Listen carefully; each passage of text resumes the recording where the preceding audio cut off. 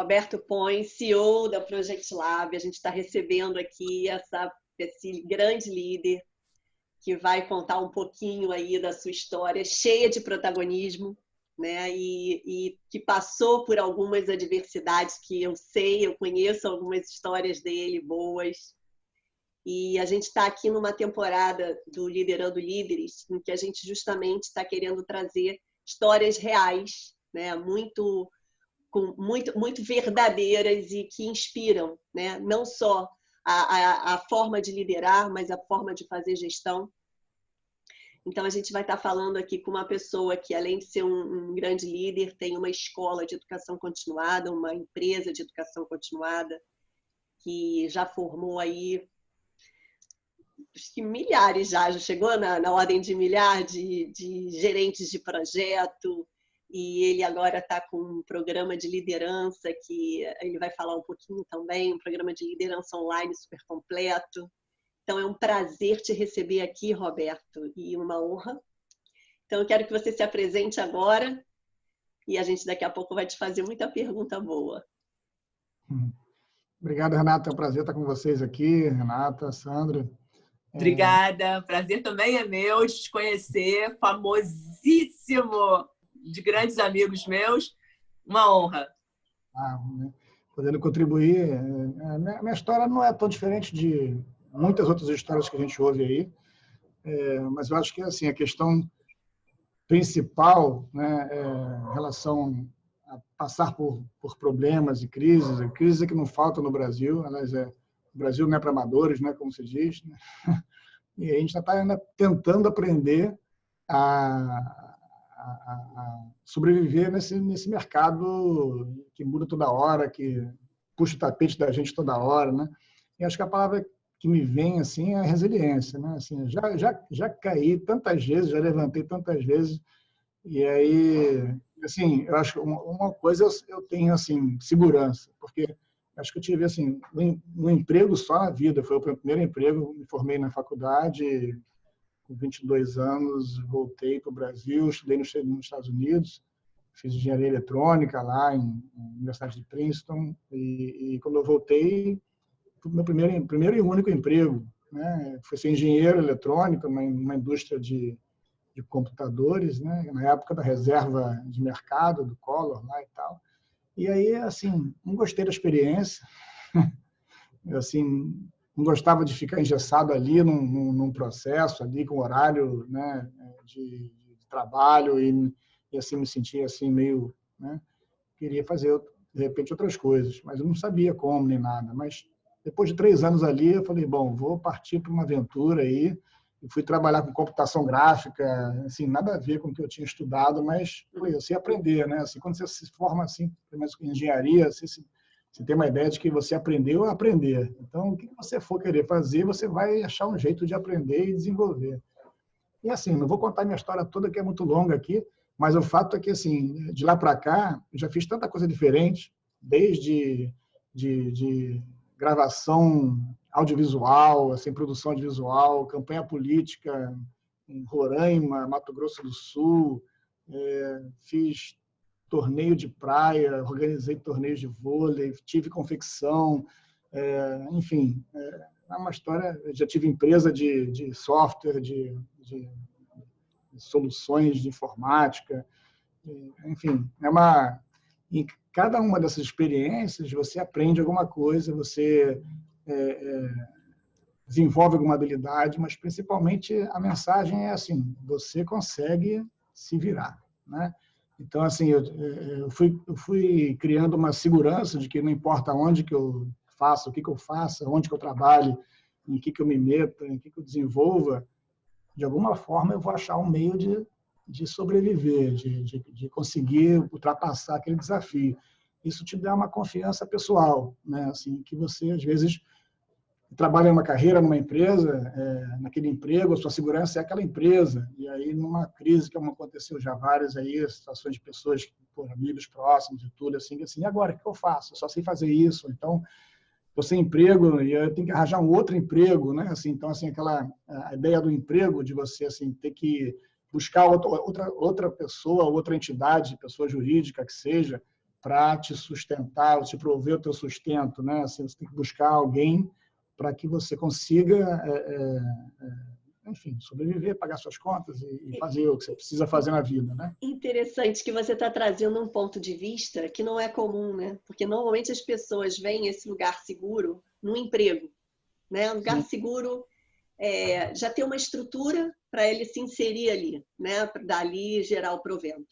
E você já é muito autônomo, né? Muito e vem de uma inquietude que ela até escreveu um blog de inquietude positiva. Você tem isso muito forte dentro de você, de liberdade, né? De criar seus espaços, de ter autonomia. E uma outra coisa na tua característica que é muito interessante é a confiança em si mesmo, a crença em si mesmo, né?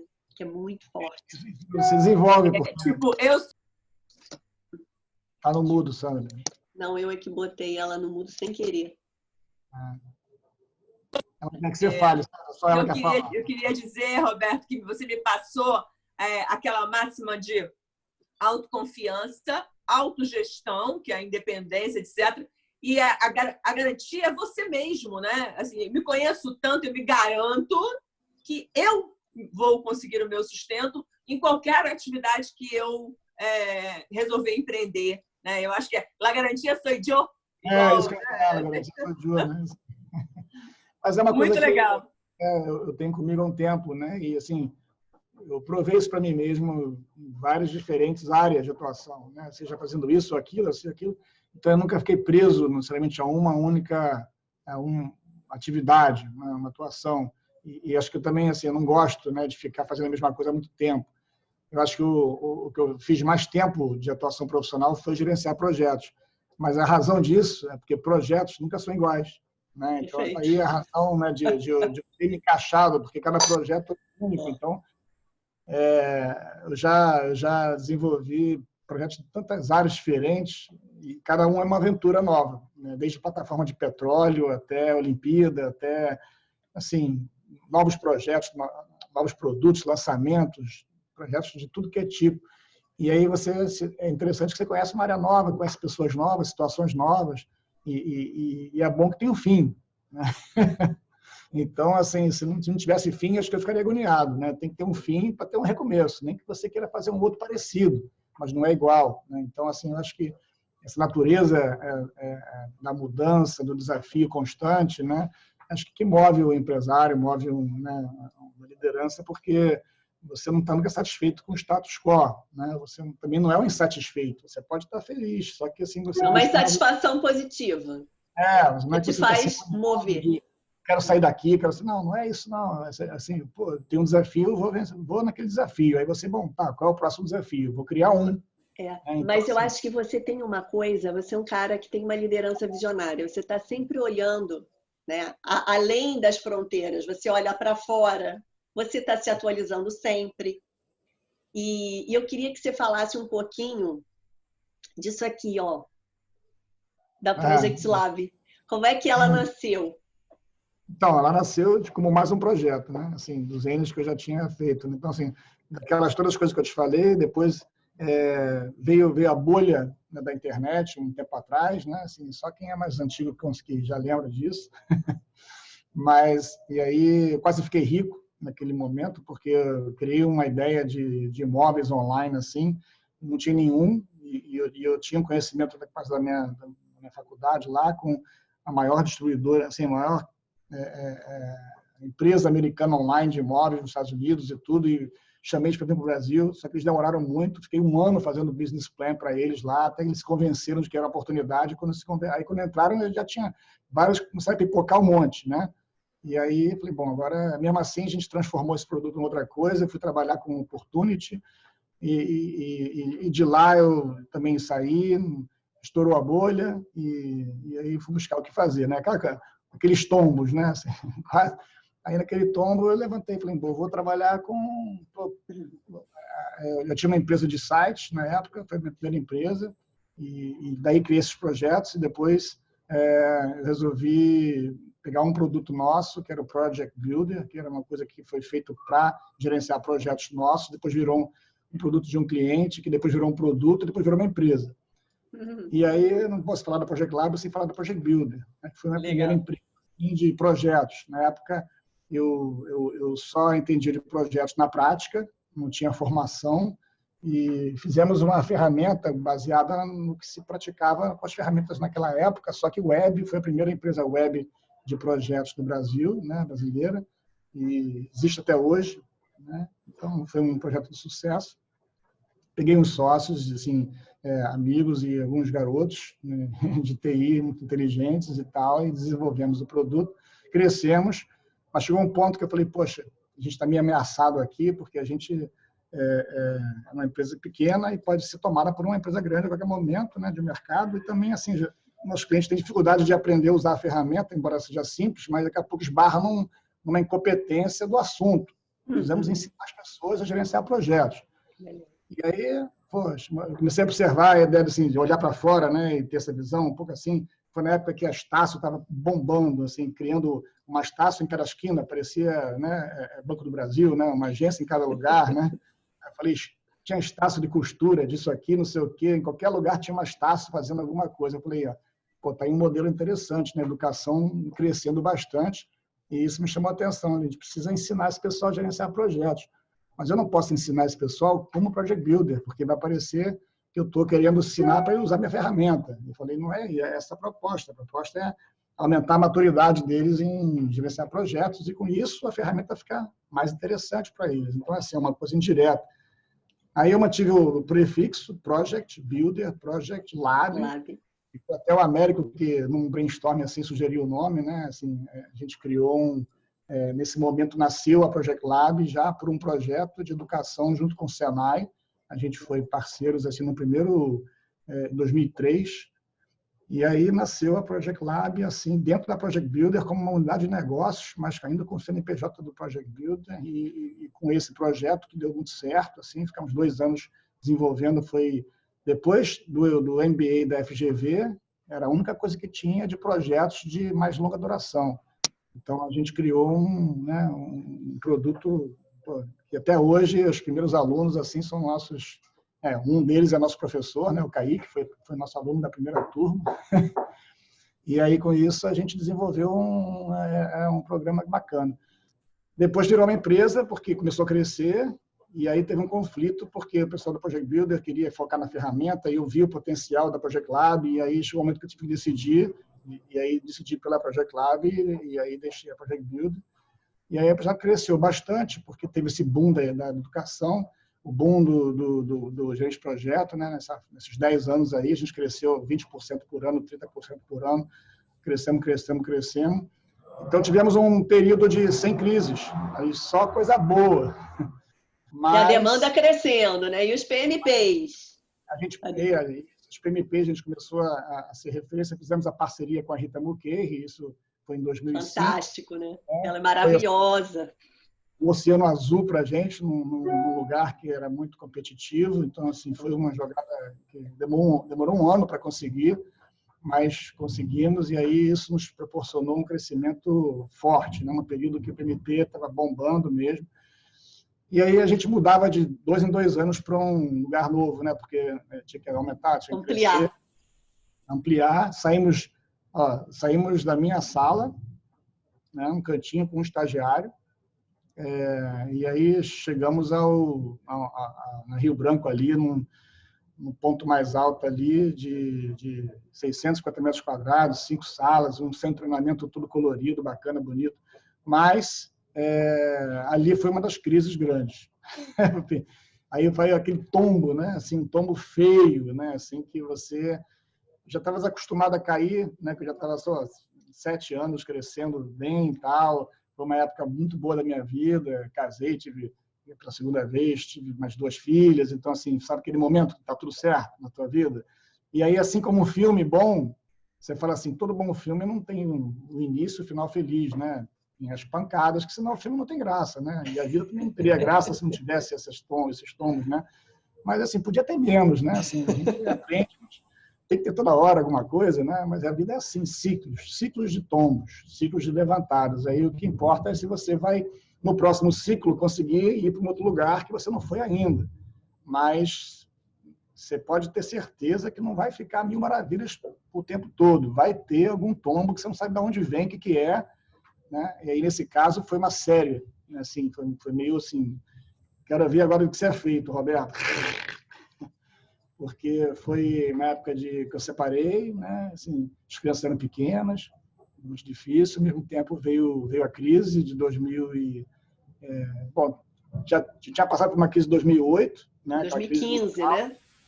2008 foi a primeira, aquela crise assim, né? Que o Brasil até não sofreu tanto quanto o mundo. Foi até uma oportunidade para o Brasil na época. 2008 foi a crise dos Estados Unidos, né? Que os bancos quebraram, né? Dos imóveis e tal, que o risco do mundo inteiro, né?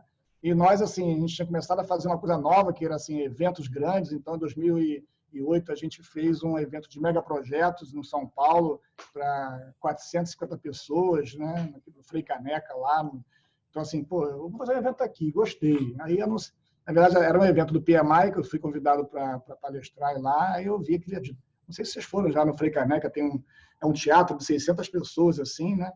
E é bonito, shopping lá e tal. Aí eu assim, pô, gostei, eu vou fazer um evento aqui também. Aí anunciei na palestra, assim, ó, era outubro, né? Falei, em abril vou fazer um evento aqui, vocês já estão convidados, aí já lancei o evento, agora tinha que fazer, né? Primeiro você tem que se comprometer com o público, e depois você tem que correr atrás. É assim que a coisa funciona. Se você ficar assim só para você... Ousadia! Você tem que se expor, e aí agora você tem que entregar. E aí ralamos e tal, e fizemos um evento, deu 450 pessoas, veio palestrantes do mundo inteiro, falar sobre megaprojetos, um tema que eu sempre gostei. E aí falei, pô, foi tão legal que a gente já anunciou o próximo em 2009, né, que ia ser sobre infraestrutura. Então, megaprojetos de infraestrutura em todas as áreas de TI, de construção, não sei o quê. E aí fomos para as clínicas, né, maior ainda, tinha 600 lugares no auditório, mas tinha 2 auditórios de 200, 300 lugares. Falei assim, vamos fazer um negócio maior, uma feira, não sei o quê. Aí contratamos uma empresa de produção, investimos. Só que em 2008, no final caiu essa crise mundial e aí tive uma decisão. E aí? Eu cancelo o evento, já tinha dado sinal de 60 mil reais no espaço, né, para reservar o espaço. Tudo.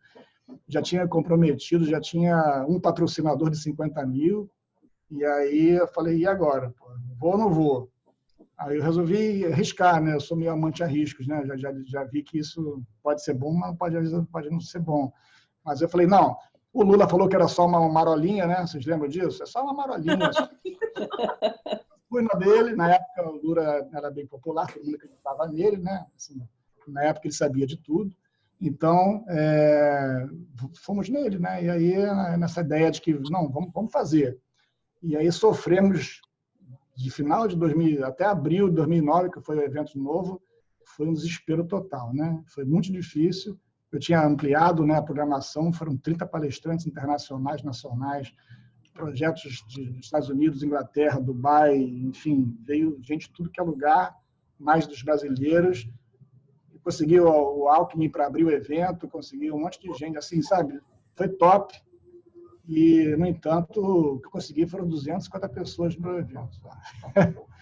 Ninguém queria se arriscar naquela crise, ninguém sabia o que ia acontecer, não sei o quê. Foi a primeira assim, crise maior depois que o Brasil estava estável durante um tempo, né? Todo mundo com medo, não teve mais nenhum patrocínio e eu perdi, sei lá, uns 150 mil reais nesse evento. Mas o tempo e os desgastes. Né? Então, assim, e aí eu me retraí um pouco, falei, vamos parar de brincar com esse negócio de evento grande, né? E aí parei um tempo, só fui fazer um evento grande 10 anos depois, que foi no Museu da Manhã, em 2018, mas durante isso eu comecei a fazer eventos menores, né? Você vai por outros caminhos, né? Você vai buscando assim, bom, se isso não é a fórmula, qual é a fórmula? Aí você vai, esse negócio de ficar pensando, bom, se não é isso, o que mais é? E aí se questionar e olhar para fora, olhar para os lados, olhar para cima, para baixo, para o outro, para você, e buscar a solução. Então, assim, eu não sei qual é a saída, mas tem uma saída. Então, essa ideia de que você tem um caminho sempre te dá uma certa segurança. Você não sei qual é. Então, mas calma, respira, que se eu ficar preocupado demais, eu não vou enxergar o negócio. Então, tem que... É interessante, é o esperançar, né? Ter uma esperança dentro de si mesmo, né? E saber fazer uma boa gestão de risco, que se você é bom. Pois é, mais ou menos, né? Assim, Na época, eu fui assim, ouvi da própria equipe assim, Roberto, isso aí está muito arriscado, não, vamos parar, não sei o quê. Eu falei, não, vai que dá, vai Você que fez dá. uma aposta. E aí, assim, o que a gente teve uma exposição boa na época e tal, mas foi caro para a gente, né? Mas a gente estava bem financeiramente, então, assim, pagamos o prejuízo e seguimos, né? Nem todo projeto dá lucro, mas ele dá algum benefício, dá aprendizado, dá uma exposição, a gente foi corajoso, teve, né, assim, a gente teve bastante reconhecimento, quem foi adorou o evento, ficou meio vazio, mas foi bacana, né? Fizemos, né? E depois a gente foi seguir outras linhas. Então, assim, voltando para a Project Lab, né? Assim, a gente foi crescendo. Aí a próxima crise, que foi a pancada, né? Que eu tinha separado. Então, quando você já está... Porque o ser humano ele é um todo. Não tem só essa coisa de... Eu nunca concordei com essa coisa assim, agora você está trabalhando, engole teus problemas aqui, profissional, você tem que estar bem, né, e tal, e em casa você se vira, não traz para cá seus problemas, não mistura as coisas, né? Tem essa ideia de que você não pode, né, nessa visão assim de gestão, e a gente sabe que não é assim, né? O cara que não está bem em casa, não está bem, né, com alguma parte da sua vida que é importante para ele, não vai produzir, não vai render, isso é tão óbvio, né?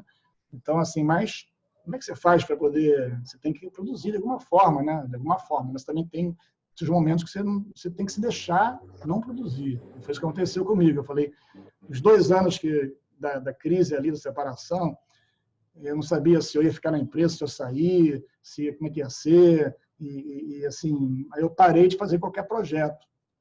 Só parei de lançar nada novo, só fiquei operando, né?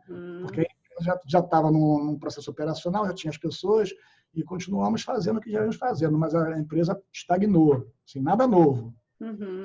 Eu tinha acabado de voltar do mestrado na Inglaterra, em Oxford. Todo né? mundo viveu o luto com você, né? Assim, o ser humano integral, Roberto, estava fragilizado, vivenciando um luto, e seu poder criativo e impulsionador baixou energia, né?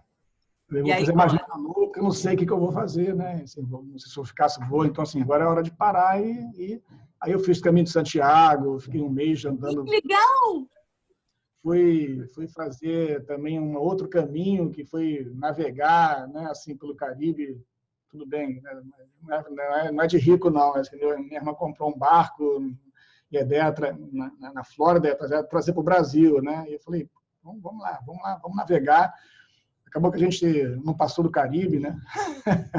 Porque é tão bonito lá que não dá para você apressar, né? Assim, a gente vai ter pressa para ir para um lugar que a gente já conhece, passando por um lugar maravilhoso, né? Então a gente decidiu take it easy, mas era assim interessante porque paralelo ao caminho de Santiago, que você estava lá caminhando 800 quilômetros a pé, encontrando caminhos que você nunca tinha visto, né? Assim, refletindo bastante sobre a vida, conhecendo pessoas, uma experiência que eu recomendo para todo mundo fazer uma vez na vida. Tenho muita vontade de fazer, muita. Tem que 2, 3, 4 fica viciado. Eu falei, não, uma tá bom, eu posso fazer outra coisa depois, mas assim, isso aí foi uma coisa. E a outra coisa foi nessa peregrinação marítima, foram 30 dias no mar também, parando em ilhas aqui e ali. Tinha noites que você ficava só navegando, no meio do breu ali, para poder ver se, olhando no radar, para ver se não tinha nenhum problema, né? Mas no piloto automático, e você ficava pensando na vida, né? Então, assim, tem momentos que você faz.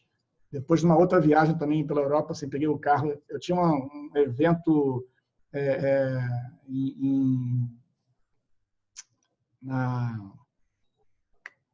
Ixi, agora me fugiu o nome da cidade, mas, enfim. Aonde? Qual cidade aonde? Não, assim, Budapeste. Tão única, né? Como é que a gente esqueceu? Né? É uma cidade que tem Buda de um lado, assim, um lado é uma metade do Rio de um lado, metade do Rio do outro. Aí eu estava tentando montar os nomes, né? Buda de um lado, Budapeste. Dá um branco, aí veio. Mas, assim, eu comprei passagem para a Bélgica, que é do outro lado, né? Aí eu falei, vou 2 semanas antes, vou pegar um carro, que eu nunca tinha viajado de carro na Europa, só de trem. Eu falei, vou fazer um passeio de carro, vou passar pelos países que eu quiser, eu parar onde eu quiser, estou sozinho, aí um passeio de carro e voltei por dentro, né? Então, assim, foram não sei quantos mil quilômetros rodados, fui para a Croácia, enfim, fui fazer uns caminhos doidos aí, e essa ideia de liberdade, de você ir para onde quiser, parar onde quer, sem muito destino, só com alguns pontos, né? Essa dica eu tinha, tá lá naquela data, mas tudo poderia acontecer, então, assim, às vezes essas viagens que você faz, são viagens que esclarecem, abrem a cabeça, te É o ajudam ócio criativo, né? a ver as coisas, a enxergar coisas que dentro de você, fora de você, do mundo, e aí você sempre volta com alguma coisa nova, né? Então é rico. Eu sugiro que quem quiser realmente sair da caixa, saia também literalmente de onde você está e faz alguma coisa diferente. Vai para o meio da natureza, vai para não sei aonde, mas tem uma experiência. E não pode ser curta, não pode ser um fim de semana, que você ainda não sai do ritmo. Você tem que ser uma coisa que você saia e que vá para um outro lugar, né? Então, assim, isso foi... Então, assim, aí veio a crise de 2014, 2015, né, com a reeleição da Dilma e Lava Jato, estourou tudo aí acabou com tudo. Eu tinha investido uma grana pesada nesse novo espaço, que era, assim, para mim, o meu sonho, né, de ter aquele centramento, assim, bem a nossa cara, tudo colorido e tal. Cheguei lá e na hora de sair, né, quando eu construí, aí eu destruí o andar, reformei tudo como eu queria, e por isso o investimento, mas eu falei, bom, agora eu vou ficar aqui 10 anos, não vou ficar mudando a cada 2 anos, né? Eu tinha bastante espaço, mais do que eu precisava na época, né? Então, assim, meu desafio era encher aquele espaço e torná-lo útil. Só que na hora dessa expansão, até consegui um sócio mexicano para entrar, que a gente entrar na área de TI também, TI avançada, assim. Isso é um negócio bacana, um projeto bacana. Em outros tempos teria dado super certo, mas naquele momento foi o timing. Então, eu fui com tudo pro abismo. Assim, joguei. Né? E aí... Só que, assim, eu até me apeguei a esse sonho, né? Que é uma coisa complicada para um empresário. Você tem que ter um sonho realista. E eu fiquei 2 anos nesse espaço, que foi 1 ano a mais. Mas eu tive dificuldade de, agora que eu estou aqui, aí tentei todos os jeitos. Não é possível, né? Aí, assim, é muito forte a crise, né? Acho que, assim, está durando, né? Na verdade, ainda andou na outra, porque a gente nunca saiu dessa crise mesmo, né? 2014, 2015, eu sabia que não ia ser uma crise de 6 meses, 1 ano que vem, não. Vai ficar ruim durante uns 4, 5 anos e talvez a coisa melhore depois. Verdade. Aí, tanto que viu essa coisa política toda, né? Esquerda, direita, essa polarização veio dessa crise forte que isso aconteceu nessa época, né, com o governo aí do PT e tudo mais, né? Sem entrar em questões políticas que não interessa. Mas o fato é que o resultado foi a crise e nos afetou a todos. Então, assim, eu tive que jogar fora tudo que eu construí. E é uma coisa que você tem que fazer às vezes, né? Destruir o que você construiu. Então, eu tive que fazer uma grande mudança. Foi a minha transformação digital, vamos dizer assim, porque eu era baseado num negócio físico, né? Construí um centro de treinamento grande, investi um dinheiro, tinha uma visão, né, de negócios bacana, que estava ok para aquele passado, mas nesse momento de crise tudo mudou. O cenário mudou. Os alunos caíram por 1/3, né? Assim, você tem 1.500 alunos, agora você já tem 500 alunos de repente. E aí o que você faz? Você não sustenta o teu negócio, né? Eu tinha também em São Paulo um escritório com 3 salas aqui, 5 salas no Rio, quer dizer, eu construí 2 centros de treinamentos com a mesma identidade, tudo bacaninha. E eu estava com esse caracol nas costas, sabe? Assim, coisa pesada. Arrastando ali, tentando andar, mas, sabe, muito mais peso do que eu podia carregar naquele momento. Então, foi uma decisão difícil e passou do ponto. Então, eu tive que realmente fazer um negócio radical, entreguei tudo, saí só com a roupa do corpo, né, praticamente, uns poucos funcionários, porque tive que demitir muita gente. Foi, para mim, uma crise muito maior do que agora. Para mim, aquela crise foi a crise.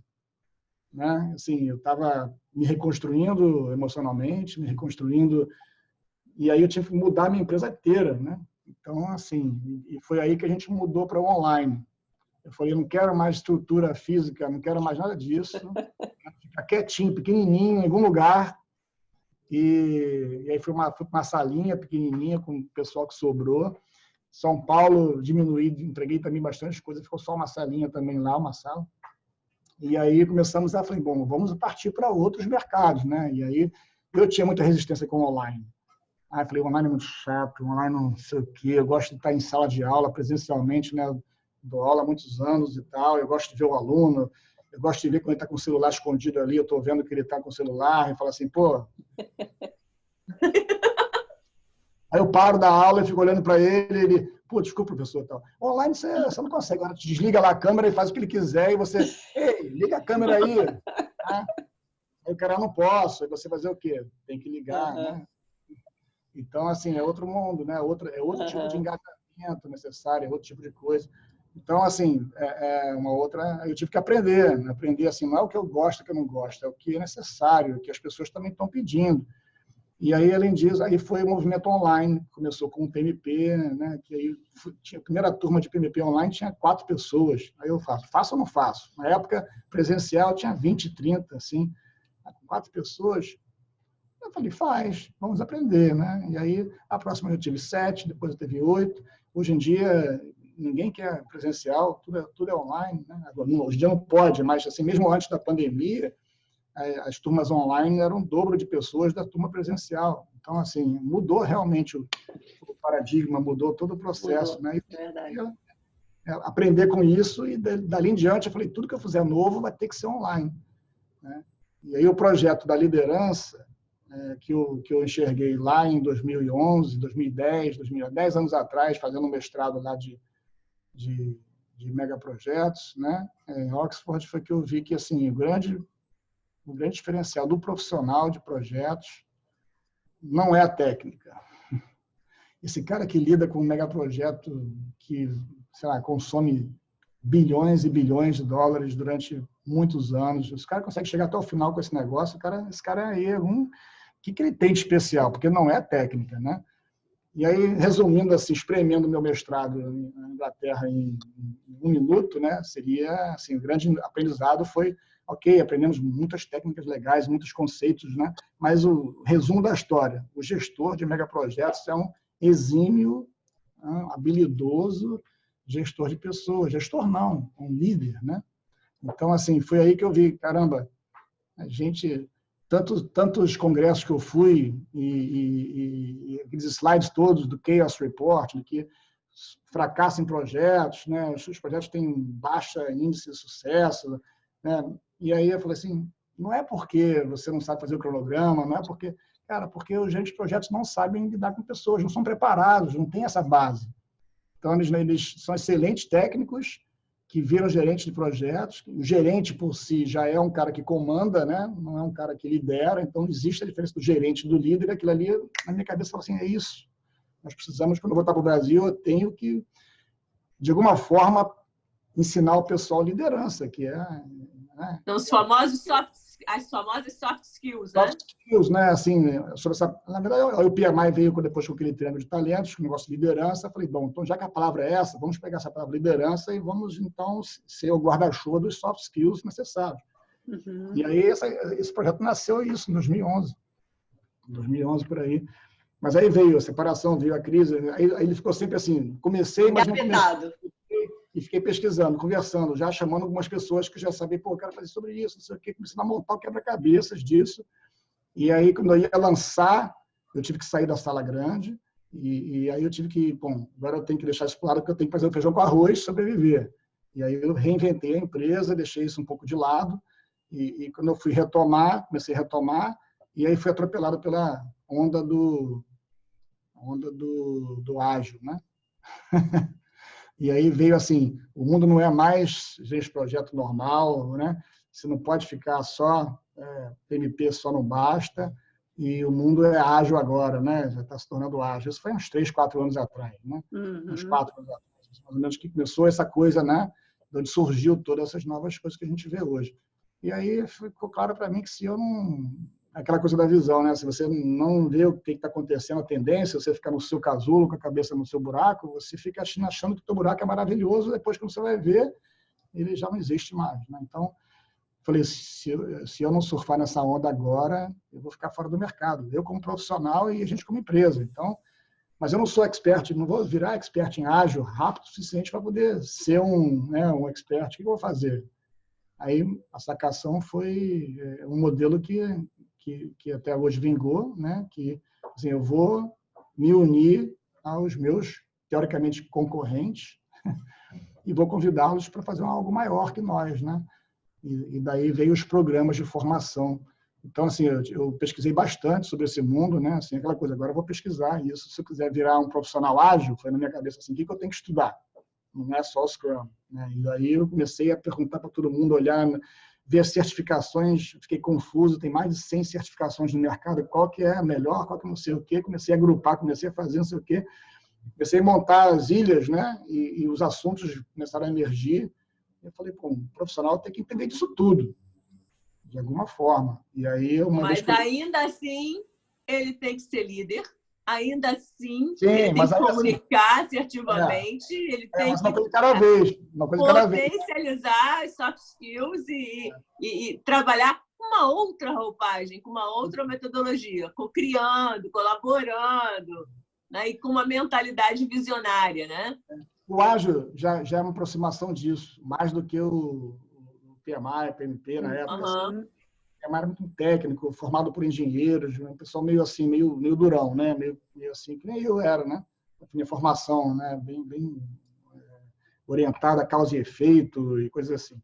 Já o ágil, nessas outras áreas, ele já tinha design thinking, tinha... Tentativa e erro, né? Onde errar é bom, errar é positivo, né? É o maior quebra de paradigma. Liberdade das equipes autogerenciáveis, né? Da liderança meio assim, servidora, já tem a coisa do Management 3.0, já tem os assuntos quebra assim, de hierarquia. Exatamente. Que bem em linha com a parte de liderança. Então, assim, foi interessante ter essa aproximação.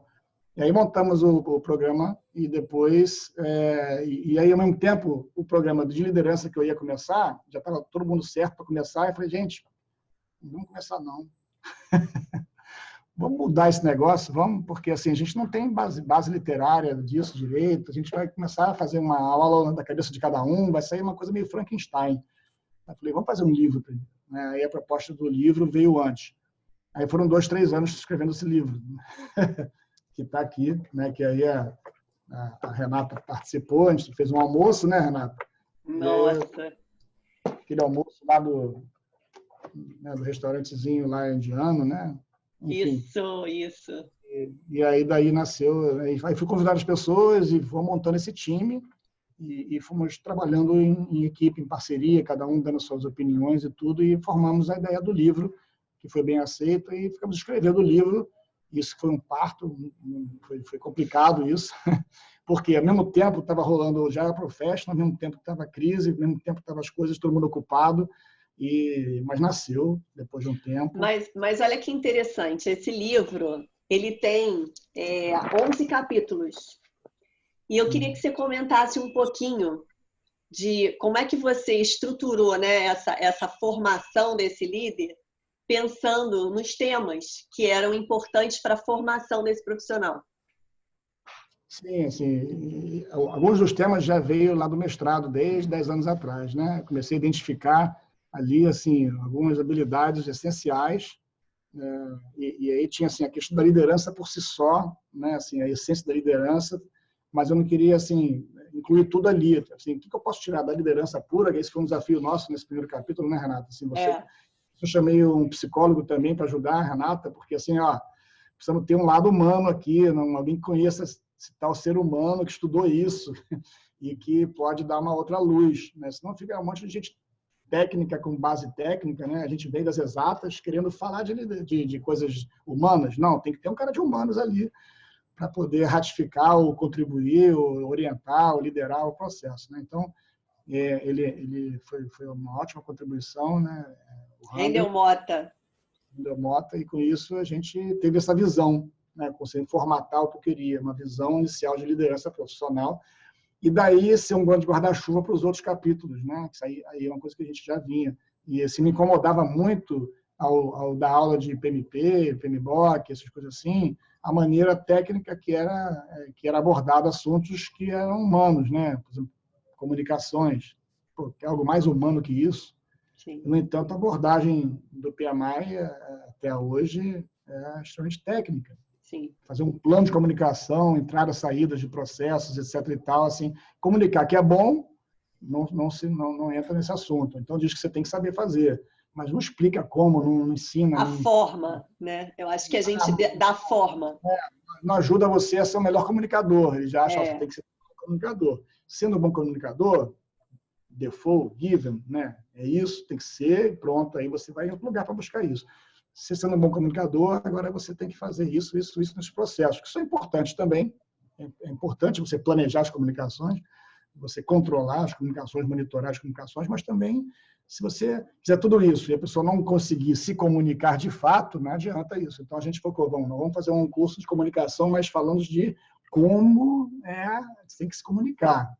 É a humanização da técnica, né? Eu acho que o que a gente trouxe, assim, voltando um pouquinho no nosso primeiro capítulo, eu acho que a gente trabalhou muito a mentalidade, né, o mindset do líder, e a gente trouxe conexão, né? Porque comunicação é conexão. Então, acho que a gente começou a trabalhar nessa mentalidade uma consciência, não só da consciência cognitiva e intelectual, racional, mas emocional desse processo.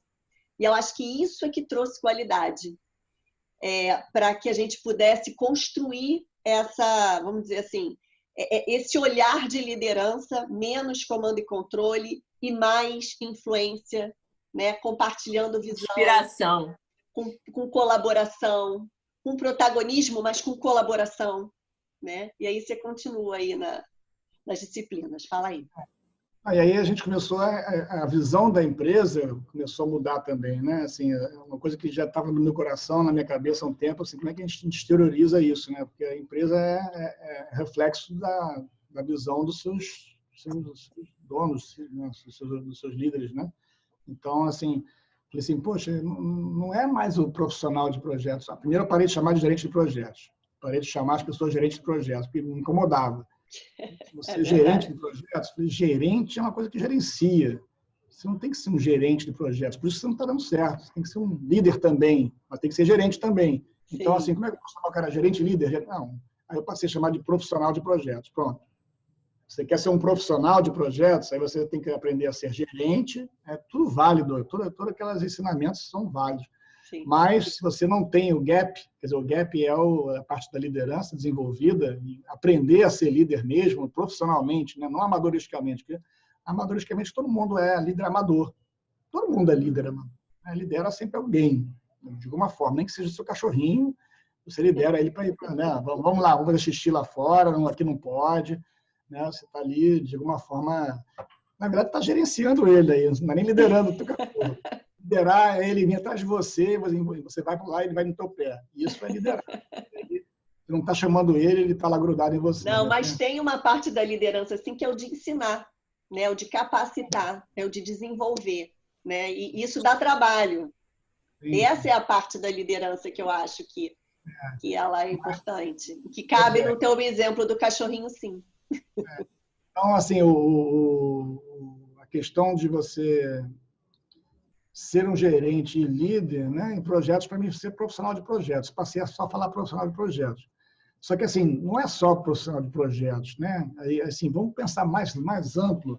Por que o engenheiro também não pode ser envolvido? Por que o cara de TI também não pode ser envolvido nessa visão? Por que o cara do arquiteto não pode ser envolvido nessa visão? Outras profissões, marketing, qualquer um. Né? Então, assim, comecei a pensar em áreas de desenvolvimento profissional, que esse é o nosso foco, né? Assim, como é que como é que a gente vai preparar o profissional moderno, né, para os desafios, né, do mercado, para que ele possa prosperar na sua profissão, seja ela qual for. Então, assim, aí eu vi 4 áreas. Então, assim, essas 4 áreas, a gente tem que atuar nessas 4 áreas, né? Uma é projetos, porque, assim, realmente, qualquer um faz projetos hoje na empresa. Não tem uma empresa que não faça projetos, senão não é empresa, não está fazendo nada novo. E qualquer coisa nova é um projeto. Então, tem que saber gerir bem projetos. Então, um profissional que não sabe nada de projetos, ele está meio, assim, vai, né, um pouco fraco, né? Então, tem que ser... Gestão de projetos é importante. A agilidade, hoje em dia, está em tudo que é lugar. Então, você também tem que dominar o ágil, de alguma forma, né? Incluir essa mentalidade de lean, de enxuto, né? De não ter desperdício, né? Assim, todo esse processo de criativo. Você tem que ter a parte de liderança, que já era uma coisa que eu tenho identificado, né? Todo mundo precisa, não é qualquer um. E tem a parte de negócios, né? Aí negócios é muito amplo, e mas se você não entender de negócios, também você vai ser de pouca utilidade onde você estiver trabalhando. Você tem que entender no mínimo do negócio da empresa que você está trabalhando. Se puder entender mais, melhor, porque aí você pode se encaixar melhor nas estratégias, pode propor, acrescentar visões, né? Agregar valor de outra forma, né? E aí, para nós em negócios, tem a visão de tecnologias, que a gente está vivendo uma época de transformação digital, né? A nossa virada para o online, mas continua existindo. Marketing hoje digital, isso é uma transformação que, se você não entende de marketing digital, você também não sabe fazer negócio, né? Então, assim, todo mundo tem que fazer. Estamos até lançando um curso de marketing digital agora.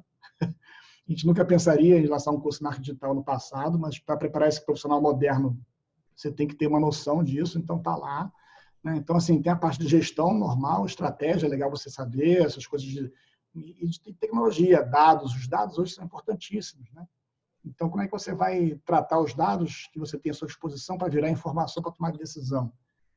Como é que você vai usar a inteligência artificial no teu negócio? Porque você vai ter que usar, sooner or later, né? Agora, depois, vai ter alguma coisa de inteligência artificial no teu negócio. Se você puder enxergar isso mais cedo, você vai ter vantagem. Então, se você é um profissional que você pode trazer essa ideia, porque você já conhece essa tecnologia, você sabe o que ela pode fazer, você tem que ter um mínimo de conhecimento. Então, é isso que a gente quer dar para o profissional. O conhecimento, pelo menos, mínimo sobre as tecnologias e como é que você mistura elas para ajudar o negócio.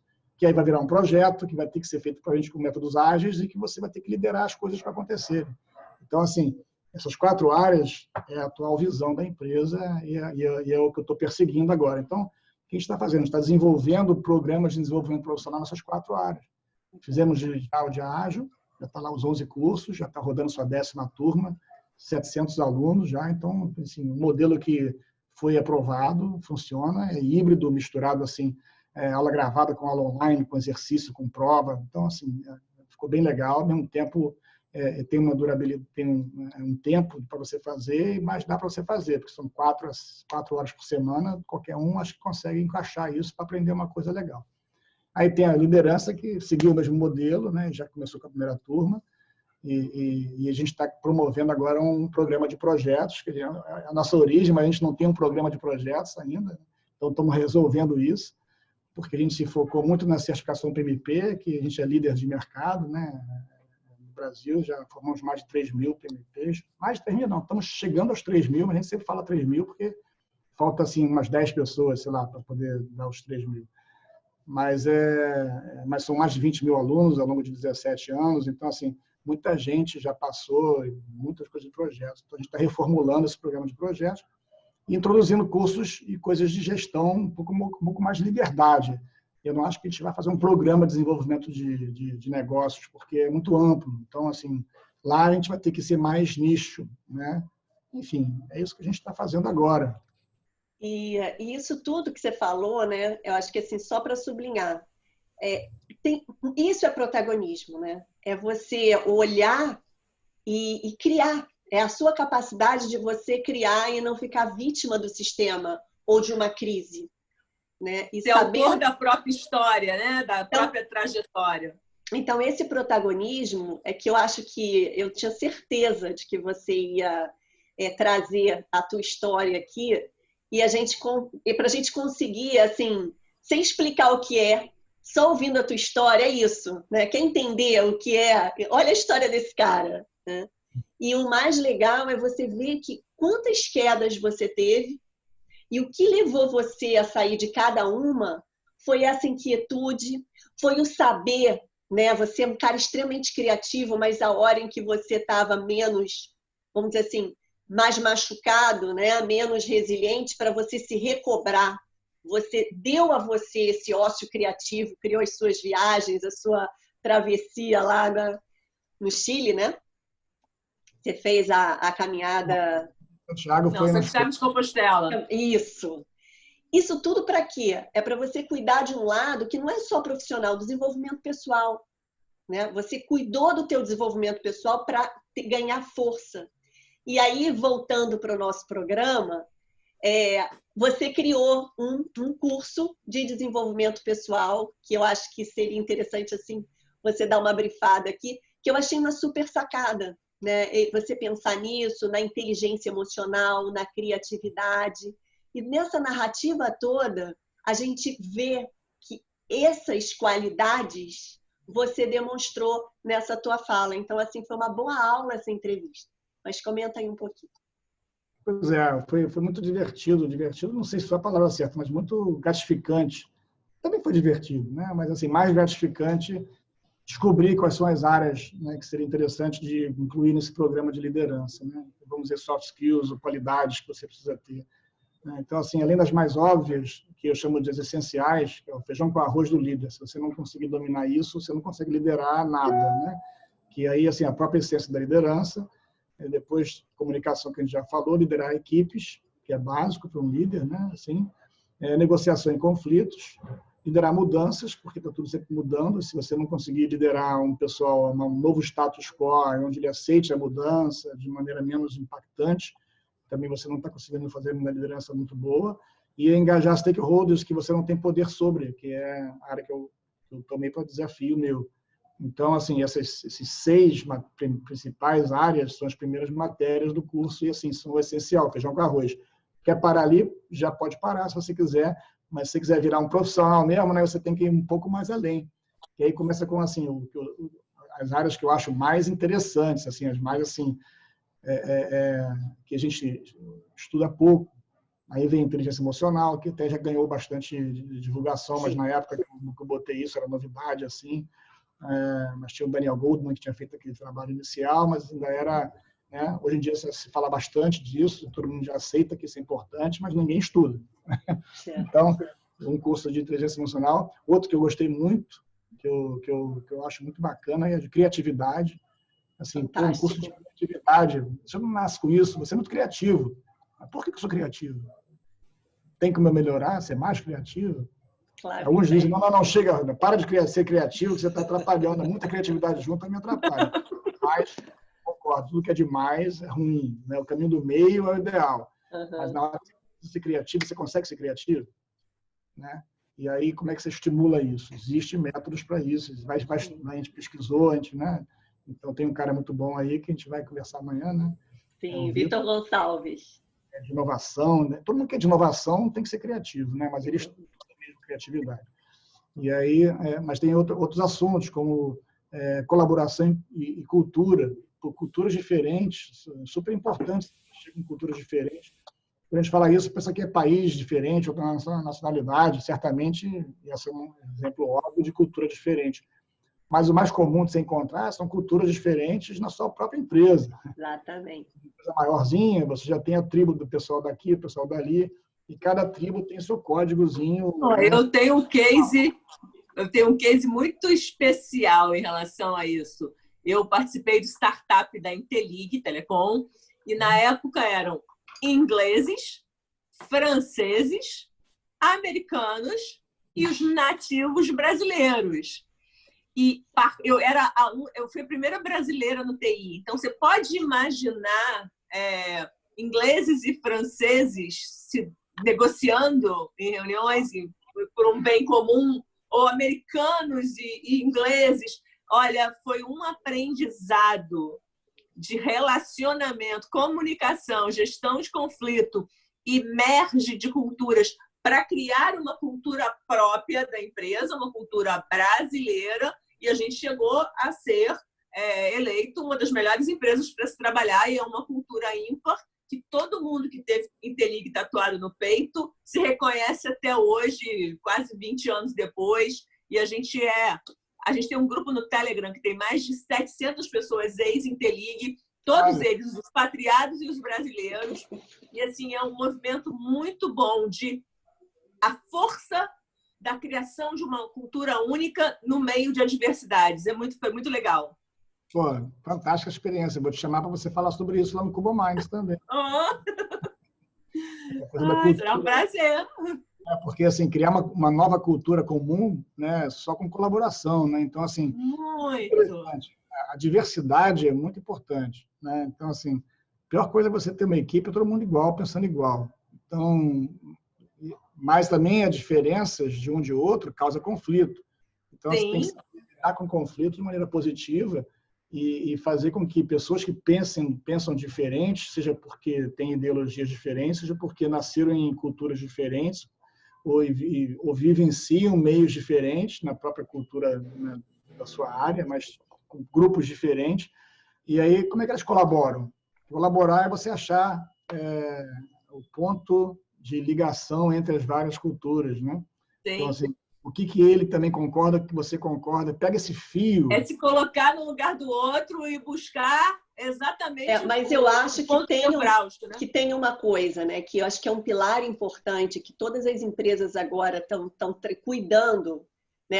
Não adianta só a gente cuidar das pessoas, treinar as pessoas e não ter uma cultura que eduque o comportamento dessas pessoas, que dê um tom, né?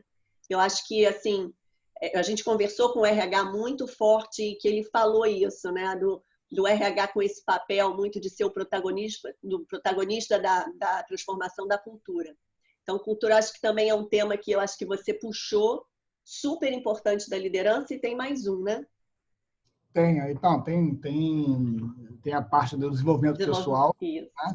Que eu acho que, assim, eu deixei para o final, é o último capítulo, porque, assim, em alguns aspectos eu acho o mais importante.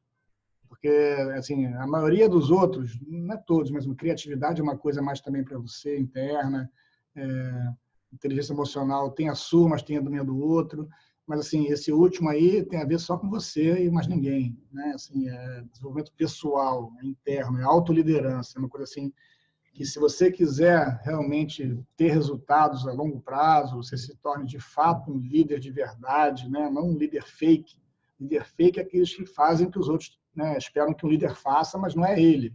Ele está com uma máscara, super máscara ali, fazendo as coisas que ele sabe que dá certo, porque ele aprendeu técnicas, né? Então, você pode ter técnicas de negociação que você pode aplicar, técnicas, né, de engajamento que você pode aplicar, e que funcionam, porque o ser humano tem os seus botõezinhos, né? Você aprendeu a programar os botõezinhos e eles reagem, né? Então, assim, você pode aprender a fazer isso e obter resultados, mas resultados de curto prazo, alguns médios, mas longo prazo, ou seja, consistência, só vem com a verdade, né? A verdade tem que ser aqui dentro primeiro.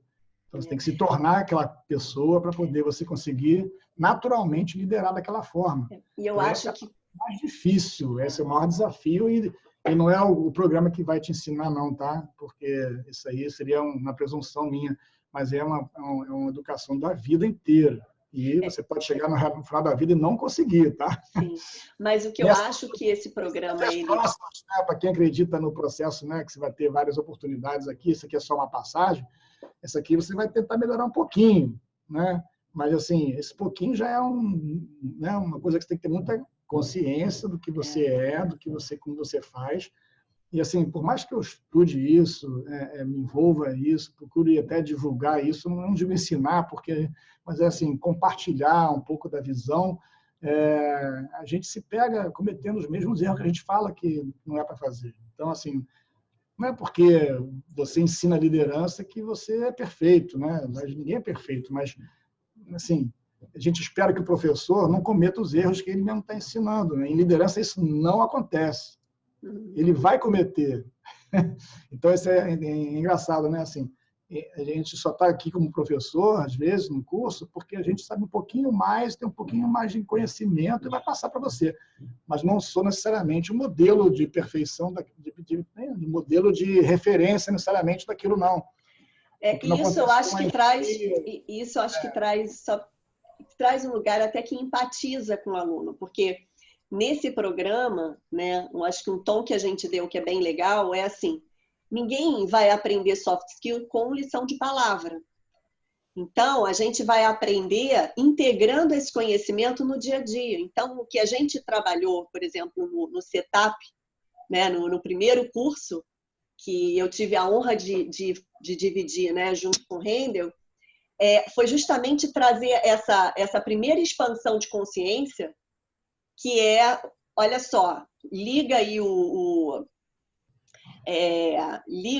como é que eu posso dizer, fica alerta, né, e se observa mais. Porque quando você entrar numa reunião, você já está praticando a escuta, né? Quando você pensar, qual é o meu tipo de mindset, né? O meu mindset é um mindset fixo, fechado, onde o erro não é viável, né? Ou é um mindset de crescimento, onde eu estou aprendendo sempre. E isso tem um link surreal com o último curso, desenvolvimento pessoal. Porque o desenvolvimento pessoal é autorresponsabilidade de você saber que você está em constante desenvolvimento. Você vai até o último suspiro estar aprendendo. E essa humanidade que o líder tem, você vê que os caras mais tops top, quanto mais top for a pessoa, mais simples ela é. Né? Porque ela é muito humana. Né? E ela empatiza mais por causa disso, por conta dessa humanidade. Então, eu acho que assim, foi uma super sacada sua ter reunido essas disciplinas. Me sinto muito lisonjeada por ter sido escolhida para fazer parte desse time. Muito feliz, aprendi pra cacete com o Rendel, e eu acho que a parte da psicologia, né, que ele é um cara que ele é muito, apesar de ser um psicólogo clínico, ele também trabalha na Marinha, e ele desenvolveu um estudo, ele é um cara muito estudioso, e desenvolveu a parte de liderança organizacional, né, e um olhar muito interessante que me fez mergulhar mais fundo nisso. Né? Então, também foi uma experiência para mim ter escrito com ele e a gente ter dado esse tom junto. Daqui para frente, o aluno ele não assiste só as aulas online e os eventos ao vivo, presencial, ao vivo online também. Não é ali que ele vai aprender. Né? Ele vai aprender quando ele aplicar aquilo ali na realidade dele. E aí ele perceber as armadilhas que ele cai, ele começar a perceber que ele, num exercício de escuta, ele cria proximidade. Caramba, funciona. Né? Aquele conhecimento vai ficar sendo aquela vozinha. Olha só, você escorregou e... Não é só isso, é intenção. Você pode melhorar. A gente trabalha... Não. Sim, entendi. É engraçado que depois que você liga esse botãozinho da consciência, né, que a Renata está falando, assim, é um botão. Ou você está inconsciente, não está sabendo o que está fazendo, e você entendi. acha que está se achando, mas você não tem ideia do que está acontecendo. Ou você está alerta. Você liga o botãozinho e observar o tempo todo. A gente trabalhar... Você também tem uma coisa, você fica muito mais sensível a feedback, né? Então, quando alguém fala assim, pô, Roberto, você pegou pesado ali, né? E aí, quando eu ouço isso, antigamente, não peguei nada. Você não sabe. Aí eu já ouço, falei, peraí, alerta, tem. O que eu fiz que eu não deveria ter feito? E aí eu reconheço logo, né? E aí isso, assim, é um caminho para você, na próxima vez, você, de repente, o ideal é que você, antes de fazer, você já o alerta, diga assim, não faça dessa forma. Mas é isso, gente, é muita prática, é muita, assim, você vai escorregar muito. Mas o que eu queria falar é assim, intenção.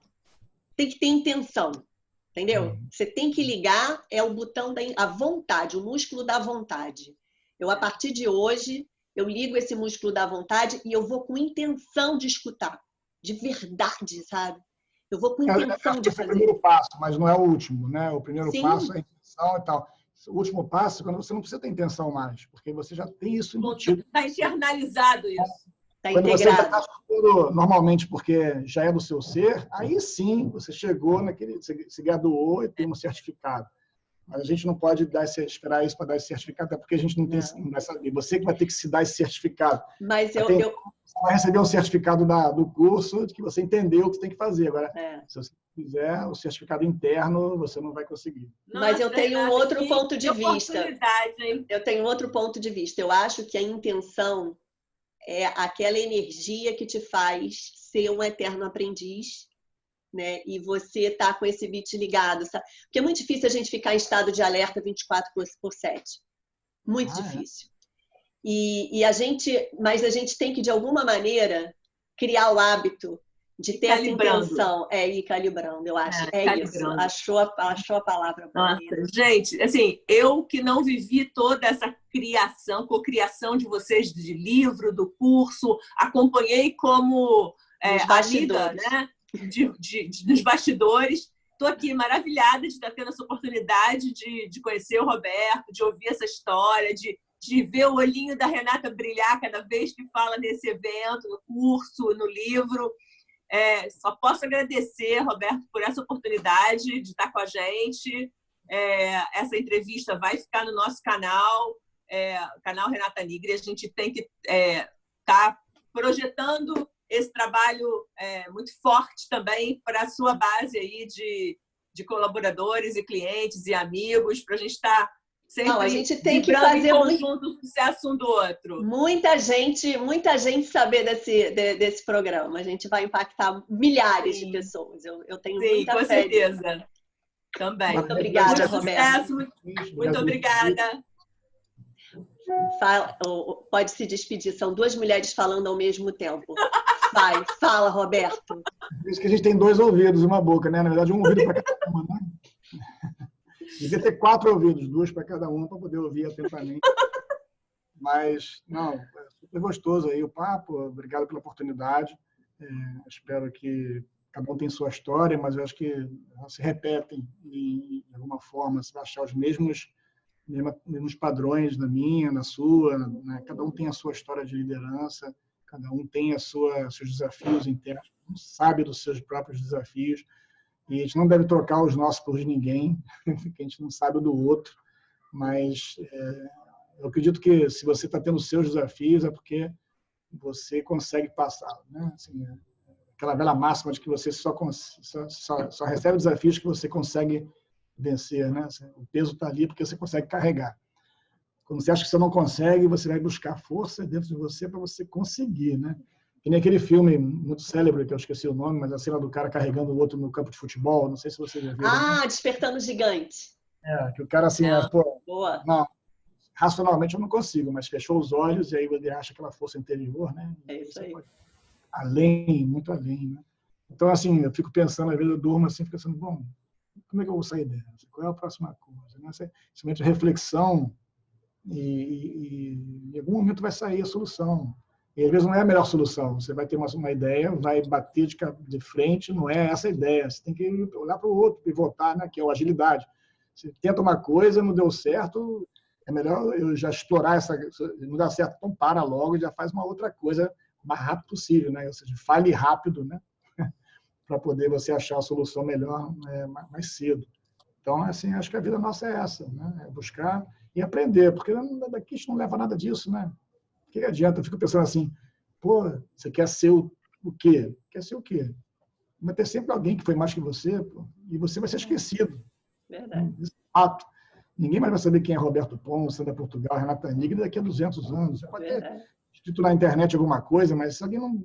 Pô, você falou alguma coisa, alguém vai ver, tem uma tal de Renata Nigri que viveu há 150 anos atrás e que falou um negócio... Escreveu um livro muito bom. Vou pegar isso aqui e vou usar, mas quem que falou isso? Não sei, eu vi na internet, sei lá, na internet, alguma coisa. Né? Assim, o cara que fez o filme lá, que eu acabei de falar, eu nem sei o nome dele. Então, você vai ser esquecido. Então, assim, o que você quer tirar daqui? Você quer ser o quê? Acumular riqueza? É legal para você usar riquezas aqui para alguma coisa que seja, né, legal. Mas ficar acumulando riqueza não vai levar para nada, né? Então, assim, você tem que só aprender. O aprendizado você leva, eu acho. Assim, para onde você for, você sai com as suas experiências e suas conclusões, né? Então, o negócio é vivenciar, aprender e tentar evoluir um pouquinho. Mas está um caminho longo pela frente, tem muita coisa para... O importante é fazer desse caminho feliz, né? Ser feliz nesse caminho, né? Mesmo com os altos e baixos, a gente ter essa sabedoria. Até eu acho que a felicidade é uma coisa que... imagina se você for só feliz, como eu falei no início, né? Putz, você está sempre feliz.